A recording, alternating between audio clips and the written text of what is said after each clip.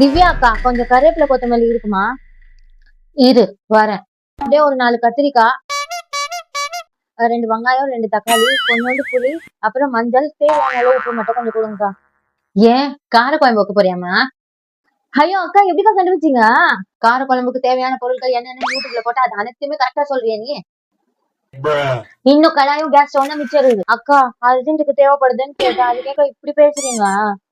மாசத்துக்கு ஒரு நாள் தேவைன்னா கொடுக்கலாம், மாசம் ஃபுல்லா தேவை எப்படி கொடுக்க முடியும்? இல்லாத டைம்ல உங்க ஆத்தா விட்டு எடுத்துன்னு போய் கொடுத்துறியா? அவ்வளவு பொருள் எங்க போச்சு? என் புருஷன் என்ன திட்டினாடி? உன்னால எம்எல்ஏ சந்தேக பாருngaடி. நைட்ல தூங்க மாட்டேங்கிறான், கோம்பை தேஞ்சு உட்காந்துக்கிறான், கடை சமெல்லாம் எந்த தேனை வந்து தூக்கின்னு போறான்னு. உன்னால என் வாழ்க்கையே நான் அக்கா, நான் வேணா வந்து உங்க புருஷன் கிட்ட பேசுவா? நீ மூடு, நீ வந்து எதுக்கு என் புருஷன் கிட்ட பேச போற? உன் புருஷன் நல்லா தானே இருக்கிறான், நல்லா தானே சம்பாதிக்கிறான். போன வாரம் கூட ஒரு புது வீடு வாங்குனீங்கல்ல, அந்த நிலைமையில இருந்து கூட ஏன் வந்து என்கிட்ட கேக்குற? அக்கா கத்தாதீங்கக்கா, லட்சுமி கிட்ட கேட்டு போகுது. லட்சுமி கிட்ட கேட்டா இப்ப என்னடி? அக்கா டெய்லி காலையில சாப்பாடு லட்சுமி வீட்டுலதான் கடை வாங்கி சாப்பிடுறேன்.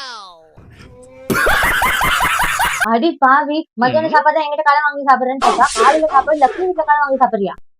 அப்ப நைட் யார் வீட்டுக்கு போற? அக்கா தப்பா பேசாதீங்கக்கா, நைட்டு சாப்பிட மாட்டோம், பால் குடிச்சிட்டு பாலாவது சொந்த காசுல வாங்குறீங்களா? ஐயோ இல்லக்கா, அபிஷேக பால் வாங்கி வந்து ஆளுக்கு கொஞ்சம் கொஞ்சம் குடிச்சிட்டு தூங்கு.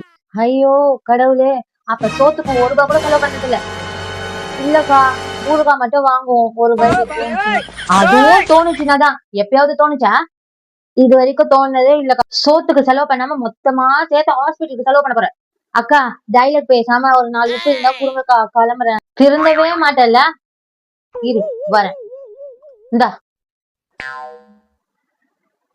என்னக்கா ஒரு பேச்சுக்கு சொன்னா 4 உப்பு தான் கொடுத்துருக்கீங்க, அப்புறம் எவ்வளவு வேணும்? ஒரு 2 கிலோ கொடுத்தீங்கன்னா கொஞ்சம் நல்லா இருக்கும். 2 கிலோவா? கடாயில போட போறியா இல்ல உப்பு ஜூஸ் போட போறியா? இல்லக்கா உங்களை அடிக்கடி டிஸ்டர்ப் பண்ண வேணா, பல்கா கொஞ்சம் வாங்கி வச்சுக்கலாம். மொத்தமா வாங்கறதுக்கு நான் ஹோல்சேல் கடையை வச்சு நடத்திக்கிறேன். இல்லக்கா உங்க உப்பு என் உப்புன்னு பிரிச்சு பிரிச்சு பேசுறீங்க. ஒரே மண்ணில பிறந்திருக்கோம், ஒரே மொழி பேசுறோம், இது போல இல்லக்கா நம்ம எல்லாம் ஒண்ணுன்றதுக்கு. நிறுத்து நிறுத்து நிறுத்து, ஏதாவது மூவி டைலாக் எடுத்து வந்து பேசி அடுத்து அரிசி பருப்பு கடை வாங்கலாம்னு நினைச்சுக்கிறியா?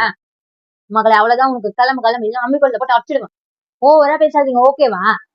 ஓவரா பேசுறது இப்பெல்லாம் கடை வாங்கி நான் என் வாழ்க்கையில பார்த்தது இல்லடி. ஆமா ஆமா இரு, இவ்ளோ பேசுறேன், எங்கேயாவது கொஞ்சமா சொர்ணக்குதான் உனக்கு. சொந்த காசுல உப்பு வாங்கிட்டீங்கன்னா தான் சொர்ணம் இருக்கும். நீ அந்த உப்பையே கடை வாங்கி தானே தின்ற, அப்புறம் எங்க இருந்து இருக்கும்? அக்கா இந்த பொருள்லாம் என்னால வாங்க முடியாதுன்னு நினைக்கிறீங்களா?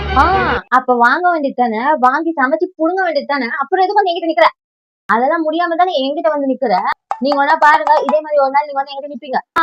அப்படி ஒரு நாள் வந்து ரோட்ல போய் பிச்சை எடுத்து சாப்பிடுற, இல்ல பட்டியா சாவுற. ஆனா உன் வீட்டுக்கு மட்டும் நான் வரேன், பாத்துக்கலாம் பாத்துக்கலாம். சரி அது விடுங்க, இப்ப 4 கத்திரிக்காய் மட்டும் கொடுங்க. நீ எல்லாம் திருந்தவே மாட்டேன்.